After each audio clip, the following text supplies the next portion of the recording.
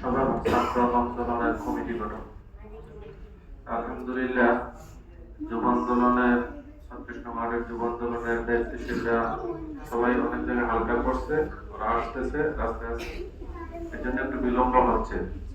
তো যাই হোক, আমাদের কাজ হচ্ছে এই যুব আন্দোলন এবং ছাত্র আন্দোলন, তাদের কাজটা কি?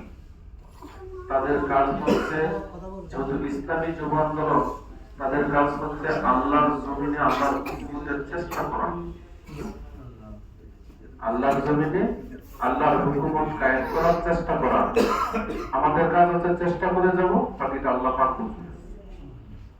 ঠিক আছে, যাই হোক, এই যুবকদেরকে আমরা সকলেই সার্বিক সহযোগিতা করতে হবে এবং ছাত্রদেরকে।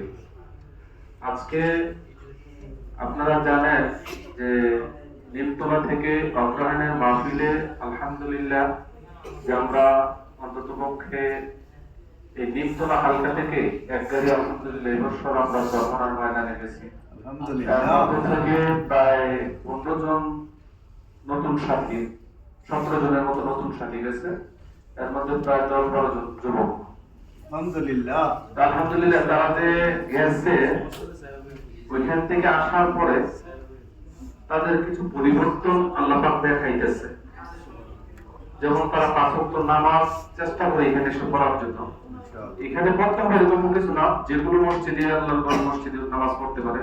তারপর হয়তো দেখা গেছে আমরা তাদেরকে মহব্বত করে চরমনার ময়দানে নিশ্চিত দেয়, তারা হয়তো যত কাজ ব্যস্ত থাকার চেষ্টা করে এখানে এসে নামাজটা পড়া আদায় করার জন্য।